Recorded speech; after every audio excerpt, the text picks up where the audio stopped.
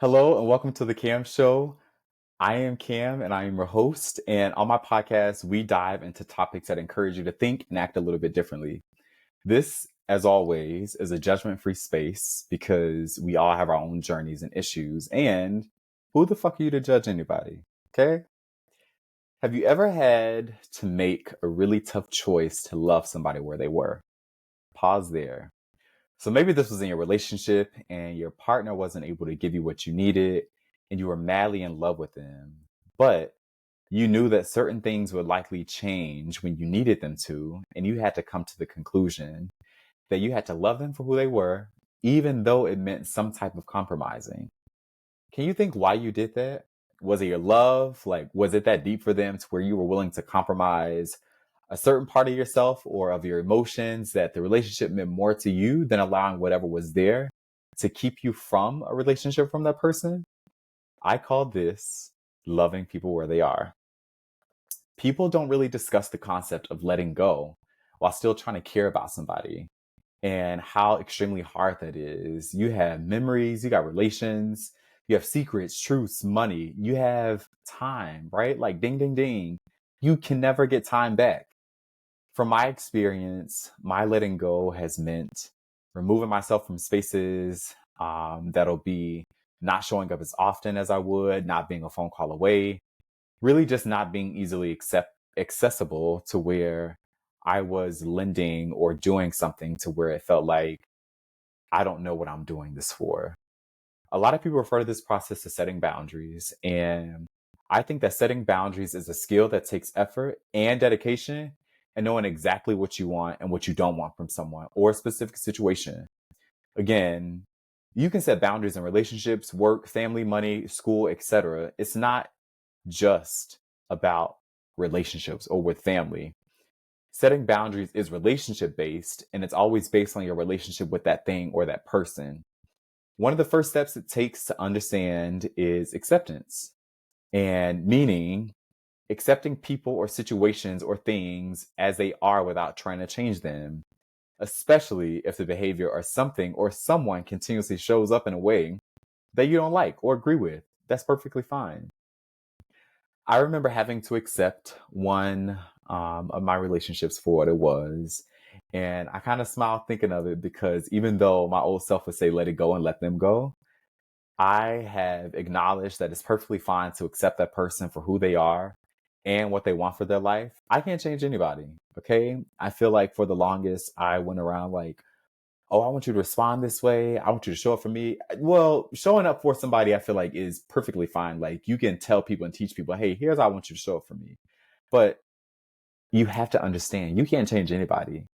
And truth be told, there are so many things that are beyond your control, my control, our control, really, and all. Again, with my controlling side, I used to try to shape and mold the thing to be something that it wasn't. For instance, I have a friend that likes to club often.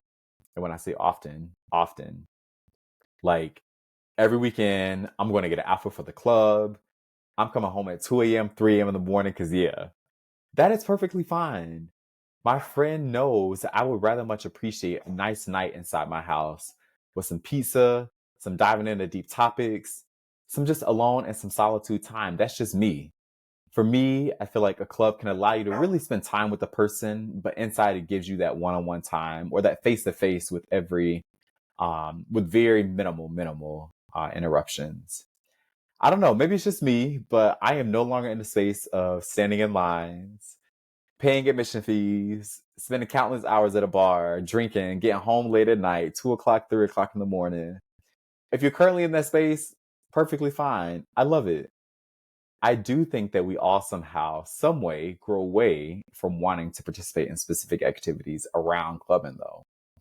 I think that's why people have turned to experience restaurants. So, like, you see a lot of people going to like hibachi restaurants again or going to Chili's. Like, I want and I wish that people would bring back the old times of just going to a restaurant and just sitting down, having food, breaking bread with the person. Because my therapist shared this with me. Like, I was experiencing something with my brother and I just couldn't get to him. I couldn't get to his brain. I felt like I couldn't get to um, have him be present maybe in the moment without having to think about so many other things that were relevant in his life. And he's like, we forget about the importance of breaking bread with somebody and how that can encourage conversation. It can encourage vulnerability.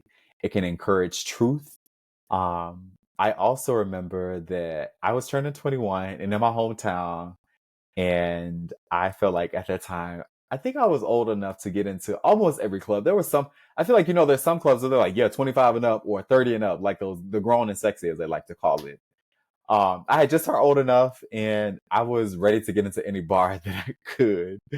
And I literally went out each weekend. When I say each weekend, Friday, Saturday, Sunday for drinks. And I got home at 3 o'clock, sometimes 4 o'clock each night. Okay.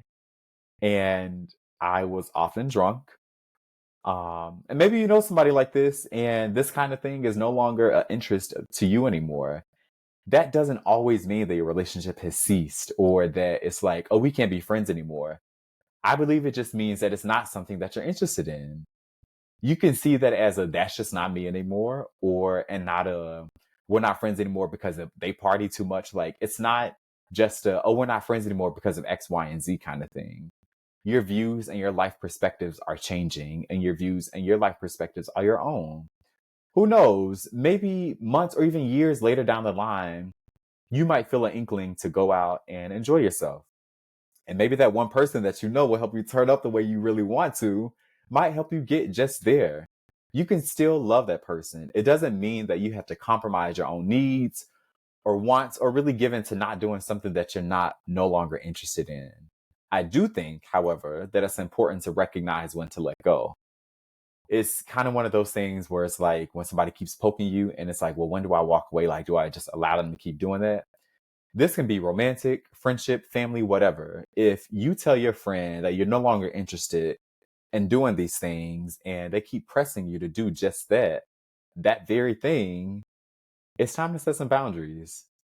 When you're setting boundaries, be very clear and specific with them too, right? Like that can sound like, hey, I really enjoyed our time going out, but I'm no longer interested in doing that. If you want to go to a festival or a nice experience restaurant, then let me know. Boom, boundary set. It's time to let go when the person can continuously disrespects your wishes. And when you let them go, know this, it will be hard as fuck. You experience so many emotional things with that person. You experience physical things that you probably didn't even know were there. But because your body is so used to it and is so used to responding in a way of, oh, I got to pick up, or oh, I got to see this person, or I got to show up for this person in this kind of way. No, you don't. I recommend allowing your body to kind of go through the process of grieving the relationship because you have to acknowledge and accept that when you learn to let something go, you kind of go through a death stage, right? Like you go through the stage of them not being there in the present, in the moment, in your reality, in your life. But it's also important that you just don't sit inside of that, right? Like you got to get outside, go walk, go exercise, talk to friends, go run, go to a festival, read a book about self-love. There's so many things that you can do to pour into yourself that makes you feel kind of not just okay, but it helps you at least aid in that situation to know that you're worthy of self-love. You're worthy of pouring into yourself without feeling doubt of not really being able to be there for that person in the way that you used to be. Because I think we all go through a stage where we miss that person and we're missing the affection from them. And overall affection to me ties back into love. And affection can be hugging, like those are all intimacies of love. And this is where your role with forgiveness kind of kicks in and moving forward without resentment. Again, give yourself self love and understand that what you need in that moment is self love for yourself and to know that it's okay to let go. It's okay to love the person from where they are, whether that be from going out from clubbing or staying late at work, or maybe spending money frivolously without any kind of target or goal. Maybe you're trying to save up for a house and you keep telling the person, no, I can't do this. I can't do this. It's one thing, like it's totally up to you to be like, oh no, I can't do that and set the boundary. It's not up to the person to then be like, well, why can't you do that? Like you've already said, look, I'm trying to save up for a house and this is my goal. And until I get there, then I'll be able to maybe do other things. Again, I remember when I had to let a friend go and I ran outside weekly. I went to concerts. Friends, family, and support systems can also really learn from a different side of you, a vulnerable side. And maybe they didn't know or get to see this side of you often. Again, this comes with growth. I'm also learning and understanding better that I still only have so much control over only a few things in my life. So in therapy, my person drew a big circle of the world and just how small my control was. He like put like a dot. And I was like, what's that for? He's like, where do you think you fall in this? And I said, I'm pretty sure I'm the dot. And he's like, what is this big circle? And it was basically everything that was outside of my control. And outside of my control was people responses to maybe boundaries that I was trying to set or my truth that I was trying to get the person to understand. All of that was outside of my control. The only control that I have was to communicate and effectively communicate, express how I felt, express what may be going on with me, and to allow the person to show up for me in a way that I needed them to. Um, I do and I don't actually believe that it has to show up in a 100% controlling way. Again, I think your body is so used to having some kind of control. And I feel like control is there for protection, is there for awareness, it's there to give you accountability, it's there to give you so many things. And of course, control can also be situation based. If you've been in a situation before and your body just naturally goes into a fight or flight response, like that's a sense of control too, because you're controlling the situation the best way you know how. You also got to give yourself time and give yourself patience, even in that space, because you don't just wake up the next day and be like, oh, I know the situation from the back of my head to the front of my hand, and I know how to navigate it each time. It's going to take going through a few things to understand, oh, this is where I'm going to lean into. This is where I'm going to fall back. Here's what I know is best for me. This also comes with one's own self-awareness and someone that really sees their trauma or really just their life learnings as teachings. And a lot of times it just teaches you something about yourself that you didn't know.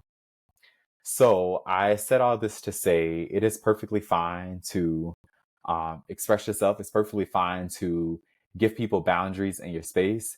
It's perfectly fine to tell people how you may be feeling or things that are working well for you, things that aren't working well for you. It's okay to show up in a space where you may have been there before, and it's okay to kind of, spin the block, for lack of better words, and understand that it may show up again, but you know at least how to navigate it a little bit differently. So, I feel like in this episode, I really wanted to give kind of steps or really just POV on the emotional process and how important that is to let go. But also understand that a lot of emotions will come up because you're grieving the person. Um, you also have to let go, right? Like you got to get outside, you got to run, you got to exercise, you have to read, you have to maybe occupy your time with something else, or maybe you just sit there for a little while. Again, don't sit there for months and months at a time, for years at a time, thinking about a specific situation, because then I think you'll resent yourself and you'll resent them more and more and more. And I think that's the longer you take to actually forgive that person. You also got to give yourself love and acknowledge that you are personally growing in that space. And you also have to acknowledge that you're not where you were 5 years ago. And maybe 5 years ago, yourself would have responded differently. Um, call your family, and tell them maybe what may be happening with you. Or if you're secretive, sometimes like I can be, I may just be like, "What's up?" And like, just can you make me laugh for a little bit? I just need to laugh right now. And maybe there are friends that are in your life that can absolutely 100% make you laugh. Laughing is such a feel good emotion and it brings you back to yourself and it brings me back to myself. I can't speak for you, but I hope that it does because laughing is joyous.